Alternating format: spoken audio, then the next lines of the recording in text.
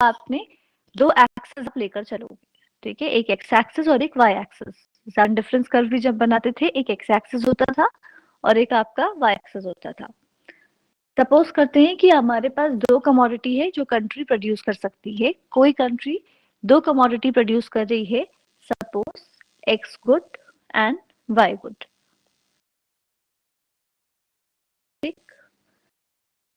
दो वस्तुएं कोई देश प्रोड्यूस कर सकती है, उत्पादन कर सकती है, वाई वस्तु का और एक्स वस्तु का, जो कि हमने अकॉर्डिंगली एक्स एक्सिस और वाई एक्सिस पे ड्रॉ करी है।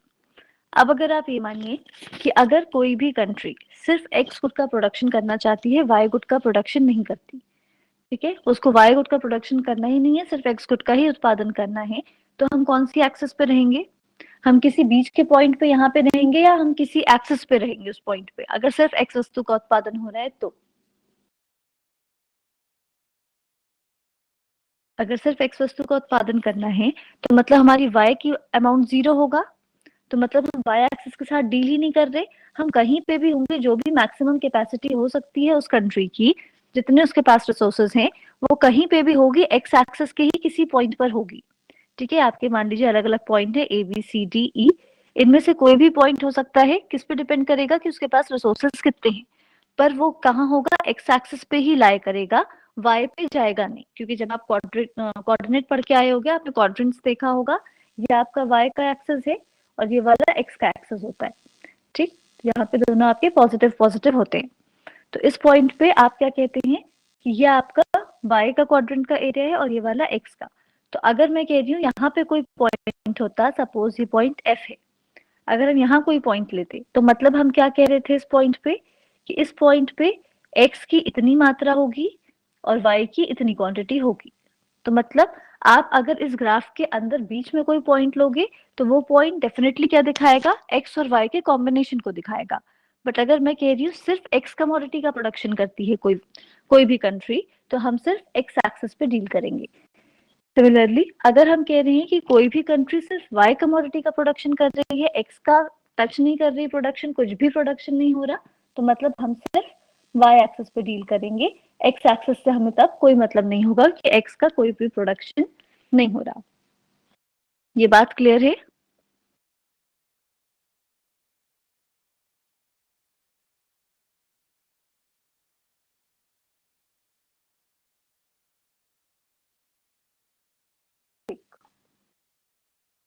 तो इसका मतलब जब आप प्रोडक्शन पॉसिबिलिटी कर्व बनाते हो, अगर मैं बोलूं कि यहाँ पे कोई ऐसी लाइन है, सपोज ये लाइन दी है ए एंड बी, ठीक, मैं कह रही हूँ ए बी किसी कंट्री के प्रोडक्शन पॉसिबिलिटी कर्व को अगर शो कर रही है, जहां पर वाई एक्सिस पे वाई गुड है, एक्स एक्सिस पे एक्स गुड है, ठीक। अब ये गुड आपका कुछ भी हो सकता है, कोई लेबर इंटेंसिव हो सकता है, कोई कैपिटल इंटेंसिव हो सकता है। लेबर इंटेंसिव अगर मैं कह रही हूँ तो मतलब क्या है कि जिसमें श्रम की मात्रा ज्यादा है, ऐसी कमोडिटी जिसमें श्रम का अमाउंट ज्यादा होता है, लेबर का कॉन्ट्रीब्यूशन ज्यादा होता है, उसको हम लेबर इंटेंसिव बोलेंगे। जिसमें कैपिटल या मशीन्स का योगदान ज्यादा है, उसका कॉन्ट्रीब्यूशन ज्यादा है, वो आपका कैपिटल इंटेंसिव गुड। अभी हम इसकी बात नहीं कर रहे कि कौन सा लेबर इंटेंसिव है, कौन सा कैपिटल इंटेंसिव है। अभी बस हम ये बात कर रहे हैं दो गुड है, y good and x good. और ये जो पीपीसी है वो हम किससे शो कर रहे हैं, एबीसी से। ये जो ए बी आपका लाइन है, ये कंट्री के पीपीसी को शो कर रहा है, प्रोडक्शन पॉसिबिलिटी कर्व को शो कर रहा है। तो अगर ये पीपीसी है और मैं आपसे बोलूं कि एक्स कमोडिटी की मैक्सिमम कितनी क्वांटिटी प्रोड्यूस की जा सकती है, अगर कंट्री सिर्फ एक्स कमोडिटी को प्रोड्यूस कर रही है, वाई का प्रोडक्शन नहीं कर रही, तो मैक्सिमम कितना प्रोड्यूस कर सकती है? That is O B. जिस पॉइंट पे इसको टच कर रही है कि मतलब जब कंट्री अपने सारे रिसोर्सेज लगा दे, सारे फैक्टर्स ऑफ प्रोडक्शन को लगा दे, जितना उसके पास संसाधन है, जितना उत्पादन के साधन है, सबको लगा देती है, तो मैक्सिमम वो कितना प्रोड्यूस कर सकती है, ओबी, एक्स कमोडिटी को प्रोड्यूस करने के लिए। और अगर यही क्वेश्चन किया जाए कि वाई कमोडिटी का मैक्सिमम प्रोडक्शन कितना हो सकता है, तो वो कितना है, ओ ए। ठीक, तो हमें क्या पता चल गया इस पॉइंट से कि मैक्सिमम क्वांटिटी कितनी होती है, मैक्सिमम कितना कोई भी कंट्री प्रोड्यूस कर सकती है, क्योंकि जिस पॉइंट पे इसने टच किया है एक्सेस को, उसके आगे फर्दर नहीं बढ़ सकती। मतलब ये क्या है, मैक्सिमम है कि अगर वो y का प्रोडक्शन कुछ नहीं कर रही, सिर्फ x का कर रही है, तो मतलब वो सिर्फ x एक्सिस पे ही डील कर रही होगी, तो ये आपका क्या है, मैक्सिमम प्रोडक्शन का एरिया। अगर सिर्फ y का प्रोडक्शन कर रही है तो मतलब यहाँ तक। तो ये जो आपका लाइन है, तो ए बी लाइन आपका क्या दिखाती है, एक तरीके से ये फ्रंटियर की तरह काम करती है, एक सीमा की तरह काम करती है कि अगर कंट्री अपने सारे रिसोर्सेस को लगा भी देती है तो वो मैक्सिमम दोनों कमोडिटी का कितना प्रोडक्शन कर सकती है, O A and O B, Y and X commodity का। तो इसलिए हम इस कर्व को क्या कहते हैं, प्रोडक्शन फ्रंटियर कर्व भी कहते हैं, क्योंकि जो आपकी पीपीसी का कर्व होता है वो क्या दिखाता है, दोनों एक्सिस में वो जहां पर टच कर रहा है वो उसकी मैक्सिमम चीज को दिखाता है कि ये एक फ्रंटियर की तरह काम करता है, कि इसके आगे प्रोडक्शन पॉसिबल नहीं है क्योंकि कंट्री के पास इतने रिसोर्सेज नहीं है। तो इसलिए इस कर्व को हम कहते हैं प्रोडक्शन फ्रंटियर कर्व, उत्पादन सीमा वक्र भी हम इसको कहते हैं। कोई डाउट इसमें? अमित आपने हैंड रेज किया, कुछ पूछना है आपको?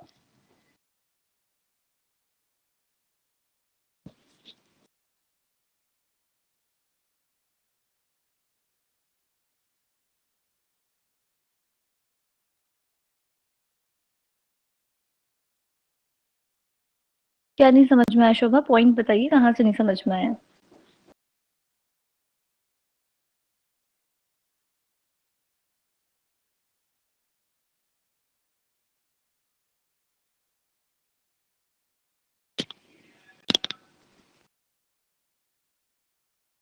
देखिए मैं ये एक्सप्लेन कर रही थी कि इसको हम प्रोडक्शन फ्रंटियर क्यों कह रहे हैं, क्योंकि जैसे हमने डेफिनेशन की बात करी थी कि पीपीसी की डेफिनेशन क्या है, कि कॉम्बिनेशन ऑफ टू कमोडिटीज और प्रोडक्ट।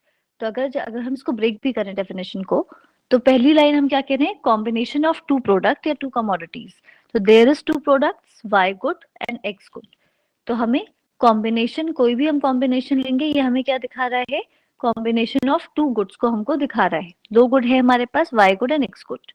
ठीक, तो हम क्या कह रहे थे इसमें, combination of two good that a country can produce given the technique of production and fullest utilisation of factors of production. तो मतलब जब भी हम पीपीसी बना रहे हैं तो हमें दो कॉम्बिनेशन तो मिल रहे हैं, लेकिन यहाँ पे जो हमारे दो एक्सट्रीम पॉइंट्स हैं, ठीक है, जिनको हम एक्सट्रीम पॉइंट कह रहे हैं, point A and point B, अगर हम उस पॉइंट पे रहते हैं तो ये हमारा एक फ्रंटियर की तरह काम कर रही है, एक सीमा की तरह काम कर रही है, कि इस सीमा के बाहर आपकी कंट्री प्रोड्यूस नहीं कर सकती क्योंकि वो उसकी कैपेसिटी के बाहर का एरिया है। तो इसलिए हम इसको प्रोडक्शन फ्रंटियर कर्व भी कह रहे हैं, उत्पादन सीमा वक्र कह रहे हैं, कि कंट्री जब भी प्रोड्यूस करेगी ए और बी के बीच में ही कुछ प्रोड्यूस करेगी। ठीक है, अगर हम ये देखना चाहते हैं कैपेसिटी मैक्सिमम कितनी है, तो उसके लिए हम ये फ्रंटियर यूज करते हैं कि ए के आगे नहीं जा सकती है वाई गुड में, और एक्स गुड के लिए बी के इधर एक्सीड नहीं कर सकती। तो इसलिए हम ए बी लाइन को क्या कह रहे हैं, प्रोडक्शन पॉसिबिलिटी कर्व तो हम कहते ही हैं, बट हम इसको प्रोडक्शन फ्रंटियर कर्व भी कहते हैं। उसका लॉजिक मैं आप लोगों को दे रही थी। नेक्स्ट अगर आप देखें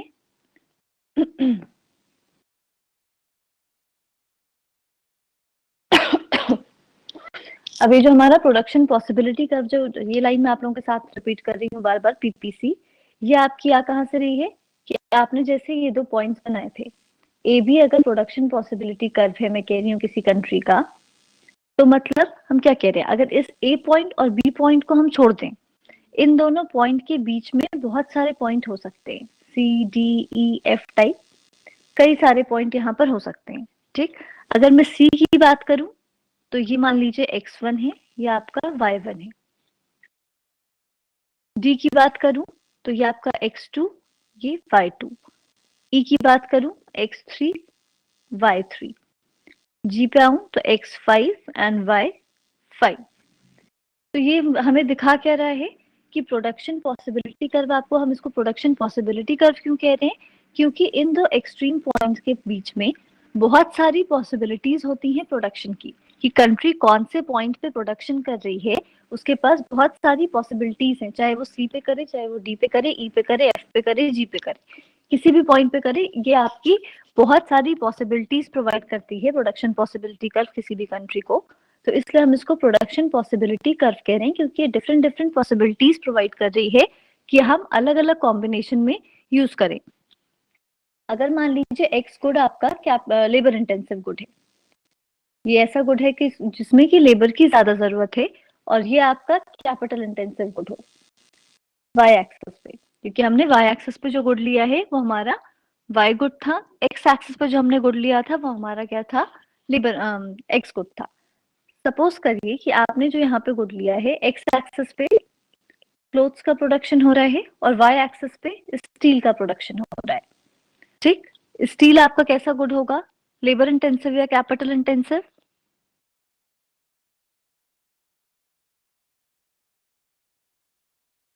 स्टील कैसा गुड है, लेबर या कैपिटल?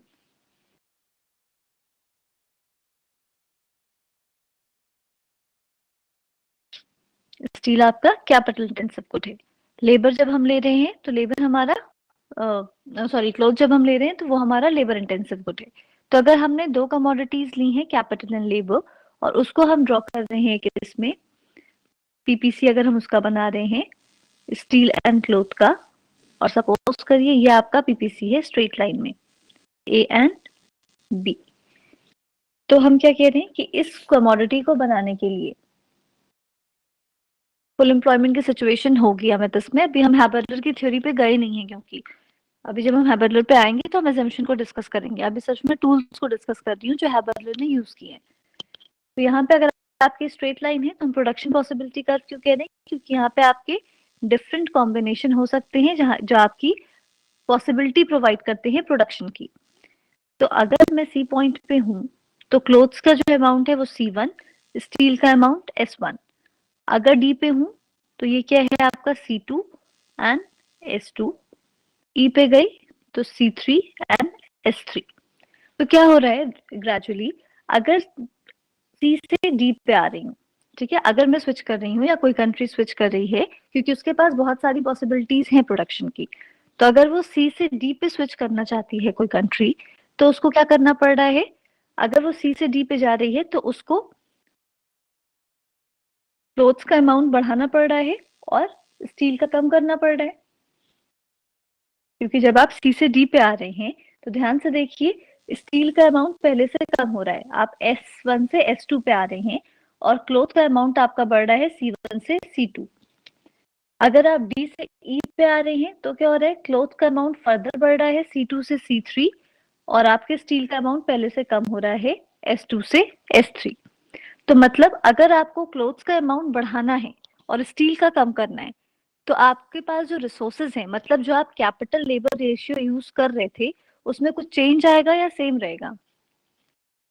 जब आप सी से डी पे जाएंगे तो कैपिटल लेबर रेशियो सेम रहेगा या चेंज होगा?